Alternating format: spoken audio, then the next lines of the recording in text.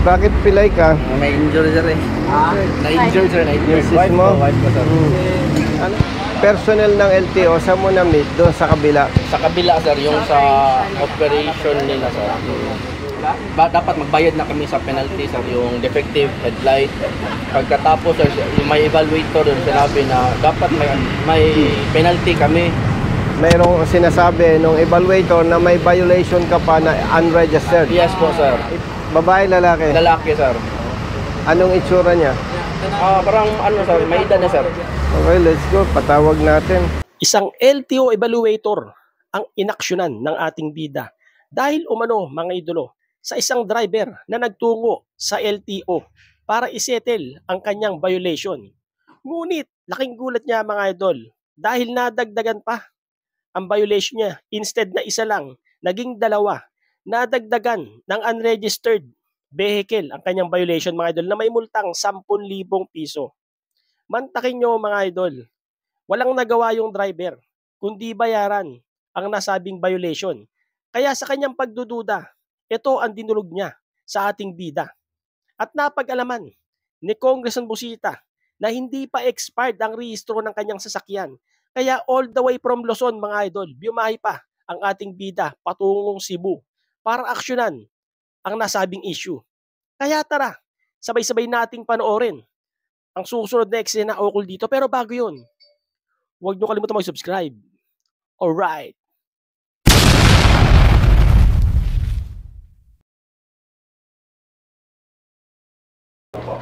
Tapos ito po yung mga abogado natin sa adjudication, si Attorney Freud. Maganda. At saka yung legal natin si Attorney Vincent. Ang galing ni Ardi. Talagang hinandaan tayo ng lawyers, no? By the way, ito yung motorista. Ikaw ang VIP muna. O, yung misis mo, itabi mo. Doon na lang si Ardi. Ardi, ito, nahuli yung driver niya nung enforcer, no? Yes sir. Ng LTO. Yes sir. Amenable naman siya, Ardi, kasi defective light. Okay. So, nung magsesettle na siya, doon sa kabilang office, magbabayad siya nung violation, yung penalty sa defective parts. Sabi ng evaluator, may violation ka pa. Unregistered. Unregistered sir. Yes po, tama. Ardi, para naman maganda, kasi babalik din kami ng Luzon eh. Baka pwede ma-invite yung district officer ba yun? Tsaka yung evaluator? Evaluator sir, yung nakausap Ano namin yung tsura sir. ng evaluator? Parang ano sir, mas matanda sa akin sir. Mga 50s yata yan. Lalaki yan. Lalaki, sa window 3. Window 3 sir. Ron? Yes, sir. I think so. Dapat ma-address ito properly, Ardi, kasi sabi niya, may edad na rin eh. Ibig sabihin, matagal na sa LTO yun. Para hindi tayo masayang yung oras, patawag na natin yung evaluator. Sino ang district officer? Ari diri sa Doon sa kabila. Operations po siya po yung Ari diri sa Siyang head. Sino ang district officer doon? sa Cebu City. Ari diri kay tayo concerns matawag. Upo ka, kapatid. Importante kasi ito. Alam mo, DO, pwede naman akong tumawag kay Ardi. Para, Ardi, mali ang uli dito. Pakiayos mo ito. Eh, ang problema, Ardi, nasa active service pa ako ng PNP. Problema na to. Yung, pasensya, hindi naman lahat eh. Parang yung iba nating kasama, they do not care eh. Tira ng tira. Eh, magkano yung multa? 10,000. Buti sana, brother. Ardi, kung 100 pesos lang. No? So, kung titingnan natin, sa part ko, malaki ang gastos. Di ba? Pero ang punto dito, Ardi, ma-address para pag-retire natin, okay na. Ang mabigat dito, Ardi, no? Sige, nagsesettle na siya. Humirit pa yung ating evaluator. Operations. Under na operation. Yes, sir. So, tama-tama, nandito yung head ng operation para ma-discuss natin. Yeah. Ito kasi yung ano eh, parang problemang paulit-ulit na lang. Last Thursday? Last Thursday. Oh, last Thursday. By the way, RD, public service naman to, walang personal issue. Sinasadya namin nakarecord para yung bang mali maitama na. Para yung ibang LTO personnel maging aware na mali pala ito. Ito pala tama. And sa parte naman ng motorista, para matuto rin sila na mali pala ito. Ito pala tama. Unfair naman doon sa iba na nagtatrabaho ng tama. And tayo naman, temporary lahat dito eh. Masarap sana, pag nag-retire tayo, wala nang ganitong complaints. No? Kaya gusto nating ma-address. And sabi nga ng iba, ako daw ay namumulitika kasi naka-video pa. Doon sa hindi nakakaalam, RD, police pa ako. Tumutulong na talaga ako. Nasa active service pa ako, ginagawa ko na ito. Nakasuhan nga ako ng MMDA dahil dito eh. Alam mo, sabi nung isang opisyal ng MMDA, retired ka na, Bosita. Huwag ka nang makialam. Sabi ko, ibig palang sabihin, dahil retired na ako, kahit mali ang gagawin nila, wala akong pakialam. Sabi ko naman, sa pagtulong naman, wala naman sinabi sa batas na pag-retired ka na. Hindi ka na pwedeng makialam. No? And, hindi ito trabaho ng congressman. Pinagpapatuloy ko lang, RD, yung advocacy. Kasi sino naman ang magtatanggol doon sa mga nabibiktima ng maling panguhuli? Wala naman. Nung nasa active service pa ako, madalas akong tumawag dito sa Cebu. Hindi pa ikaw ang RD. Nakikipagtalo pa sa akin, nagmamatigas. Na parang ang dating, ba't ako nakikialam? Sabi ko, kaya ako'y nakikialam, kaawa-awa yung nabibiktima nyo. Gawin nyo ng tama yung trabaho nyo, ba't ako makikialam? Nakakapagod. Nag-entertain kami ng tawag, 24/7. Siyempre, kung maisaayos to, maganda ang pagtingin ng publiko sa LTO, mababago yung sistema. Dalawa kasi ang nakikita natin, RD eh. Yung iba, intentional. Dahil ugaling Pilipino, pag nagigipit, nag-o-offer ng suhol. Pero ito, RD, nakikita ko, unintentional. Medyo hindi lang siguro marunong yung tao natin.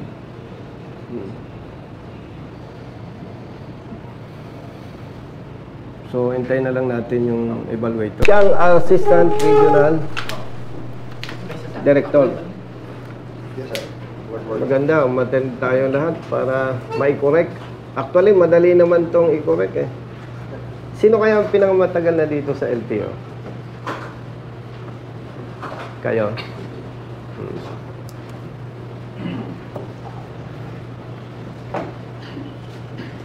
Ang isang problema sa LTO, RD, halimbawa, bago yung sasakyan ko, narehistro sa LTO, yung date of registration, no?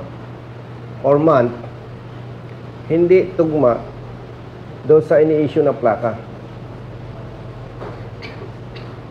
Diyan nagkakaproblema, RD, kasi may mga tao tayo hindi marunong mag-interpret ng plaka versus validity ng rehistro. At siguro, RD, kung pwede ako mag-suggest, dapat may standard practice ang LTO. Pag nagparehistro ako, RD, gawin din ng LTO, lahat ng LTO personnel concern, yung ginagawa ng iba. Valid until October 2027. nakalagay. Ang problema kasi, RD, yung ibang LTO personnel naglalagay ng validity. Yung iba hindi naglalagay. So, ang problema dito, RD, okay lang pag ang nakapara, nakaasita, LTO personnel na marunong. Pero pag ang nakapara, RD, LTO personnel na hindi marunong, may problema tayo. Imagine, sa central office, law enforcer ng central office, 8 years na. Hindi pa marunong mag-interpret ng rehistro. May district officers ganun din. Ang daming problema. Tama-tama, nandito yung district officer, nandito ang chief operations, assistant regional director, RD, and lawyers. Tayo. May whiteboard tayo or cartolina? Yung marker na Alin gamitin? Evaluator natin. Ito ba, sir? Ito. Tama-tama mo. Saan yung board?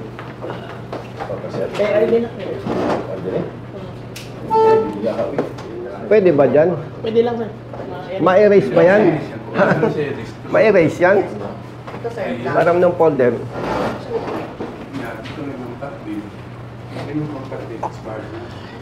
Okay, brothers. Good morning. Mas request ko na ma-present ko dito, no? Para mas ma-appreciate ng bawat kasama natin. Yung pong rehistro ng kanyang van, Mitsubishi, brand new ito eh. Okay? Base po sa registration, 0706-21.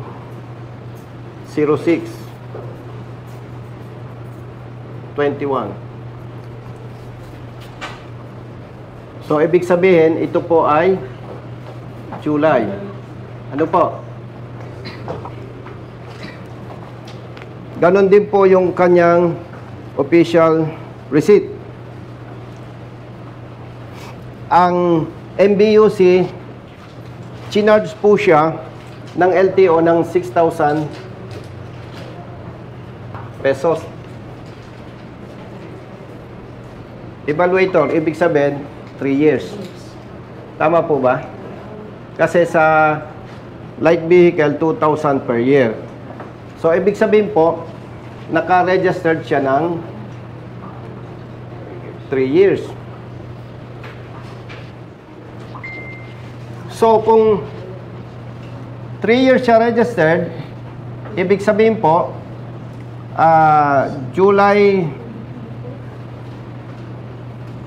6, 21,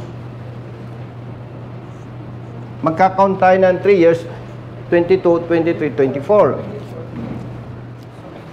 So, from July 6, 2021 to July 6, 2024, para ma-meet yung 3 years.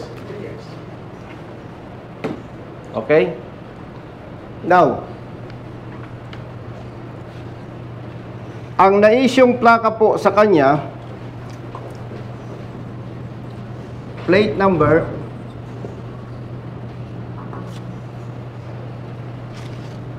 GAT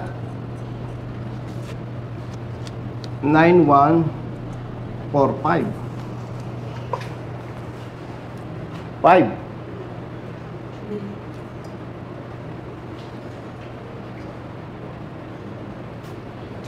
Kung hindi ako nagkakamali, tatanungin po natin yung evaluator ng LTO. Bakit sinabi niyang expired? Naghahanap siya ng May 2024 registration. Tama ba? Tama. Hinahanap po niya yung renewal ng May 2024. Dahil ang ending plate ay 5. Tama? Oh. Tanong, 3 taon ang binayaran ng car owner eh. Kailan dadating yung 3 taon? July 2024. Now, anong dapat gawin ng LTO? Ang dapat gagawin ng LTO, pag nag-renew ang car owner ng July 2024, sisingilan siya ng LTO hanggang July 2025. Tapos, dapat sisingilan uli siya ng LTO ng July 2025 hanggang May 2026. Yan ang para next time magre-renew si car owner May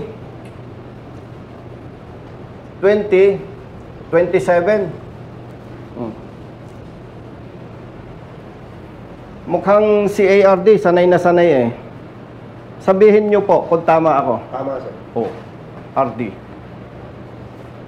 Hindi pwedeng pagmultahin yung car owner na hanapan ng May 2024 sapagkat rehistrado siya hanggang July 2024.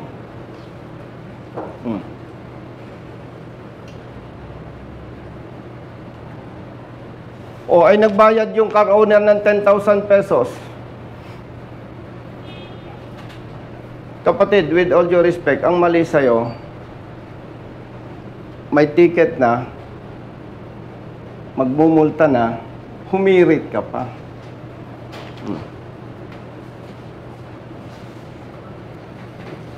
Amenable, si ARD, tama yung presentation ko. Chief Operations, tama ako. Hindi po ako, RD, mag-aabala, pupunta dito na hindi ako sigurado. Sa plane tickets pa lang namin, 30,000 pesos na. Tapos, with respect to RD, kahit may pakita ko, tama ang posisyon ng car owner, hindi naman tayo nasa restaurant na RD, balik mo yung 10,000. May proseso. Eh, siyempre, ako, as advocate, ang layunin po natin, ipagtanggol yung nabibiktima ng maling pagpapatupad ng batas at akong magbabayad sa kanya doon sa problema na hindi ko kasalanan. Bakit kailangan bigyan ko siya ng 10,000? At bakit kailangan ipaalam ko pa sa inyo? Para ARD, RD, para yung nabibiktima ng ganito, magsusumbong din sa amin para ma-address. Kasi kung maghaharap-harap tayo, wala namang makiklaim sa akin yung biktima. Yung iba, hindi na magsusumbong, maabala lang pala. So, ARD, very clear, amenable yung ating ARD at nakita ko naman talagang marunong. And even the Chief Operations, talagang mali po ang ginawa ng ating evaluator. Kapatid, ilang taong ka ng evaluator? Umpisa ba siya kung nakaraang taon? Bago ka? Pero nakaraan na. Hindi, yung total number of service mo sa LTO. Nakaraan ba? ARD, nandito. RD, nandito ang documents. Ibibigay namin ito sa inyo. And sa ngalan ng public service, kasi ARD, pasensya po, with all due respect, magpapile kami ng complaint against your personnel. Or, with respect sa'yo, pwede kong ipagtiwala sa'yo, aasahan ko lang po, bibigyan mo ng kaukulang parusa ang inyong tao. Para matuto, wag nang gayahan. Mas mabigat, RD, pag ako nag-complain kasi sa ombudsman ko siya kakasuhan. Pero may lawyers naman po tayo, i-address lang properly kung anong appropriate sanction sa kanya, ipaalam lang po sa amin, okay na yon. Wala po kasi tayong personal interest dito. Ang gusto po natin, maitama na yung mali. Kasi, 10,000 is 10,000. Kung 100 pesos lang yun, kahit mali, okay na lang.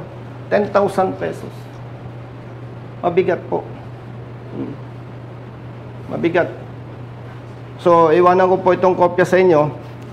Kayo na magsampa ng kaukulang kaso sa kanya administratively. At as advocate, para naman po mabigyan ng hustisya dito sa parte ng car owner, we will expect result. Bigyan nyo po kami. We will, sir. ARD, siyempre gagawa nyo ito ng corresponding report na ma-claim yung 10,000. Tama po ba? Hindi lang natin alam kung kailan to marirelease. RD, first time nyo siguro, ano? First time. First time. Pagka na-release, i-notify nyo lang kami, gagawin ko ng bonus dito sa car owner. Oh, brother. Dito sa Kasi alam ko, RD, hindi yan ganun kadali. Maybe after 1 year or 2 years. After chief operation, after investigation, siyempre, ma-find out ninyo, may mali nga, gagawin nyo ng recommendation na ma-release o ma-withdraw. Hindi ko alam kung anong term. We'll just check yung circumstances surrounding the kasi ka-assume ko pag Monday, return like operation, I will require the Okay lang, okay lang. Maghihintay naman kami. Ang importante lang naman dito, RD, ma-prevent na maulit yung ganitong sistema. Brother, ako, anak mahirap ako. Farmers ang parents ko. Pero hindi natin pwedeng palampasin ito, attorney. Sure, sir. Kasi, kung usap-usap lang tayo, pasensya na, walang impact hindi matututo. Pagsisisihan natin ito pag nag-retire na tayo sa pwesto. So, RD, ibigay ko po ito sa iyo. Kailangan niyo po ng receipt copy. Hindi na po. Hindi na, kasi may file naman po kami. Okay. Finish the office po, after na ano namin sa racks namin, we'll finish the office with action ticket. We'll just go through the whole process para Yes. process this. Okay lang, RD. Kasi, nag-present lang ako para yung pong ating legal officer and the chief operations makita na ano ba yung issue. And we all know na kailangan i-observe pa rin yung due process. Hindi yung base silang doon sa document. Mag-submit din kami ng briefing memo sa taas kasi para ma-resolve yung And by the way, RD, if I may suggest, i-recommenda na po ninyo sa central office. 2, once nag-issue ng registration, kung July, kung pwede, ang ibigay ng plate number is 7. Para hindi na mapahamak yung ating personnel. Second, yung ibang district offices, even central, regional offices, pag nagrehistro RD, nakalagay yung validity ng rehistro. So kung may validity, yung car owners and LTO personnel, to include police officers and other law enforcement personnel, hindi mahihirapan.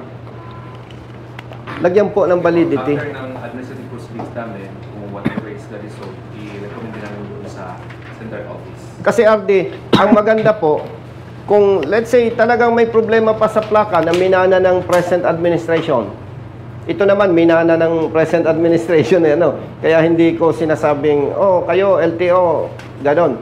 Minana itong problema sa plaka Now, RD, just in case talagang hindi available yung plates para commensurate doon sa month, na ang dapat ending ay 7. Okay na rin yun. Andiyan na yung problema At least mailagay, RD, yung validity. Kasi doon nalilito yung personnel natin. So, RD, kami may lakad pa. Salamat sa oras. Pasensya na. Ang alam ko mga RD, mga senior citizen Brother, si RD nang bahala sa'yo. Walang personalan. Kailangan lang magkaroon ng pagbabago. Okay?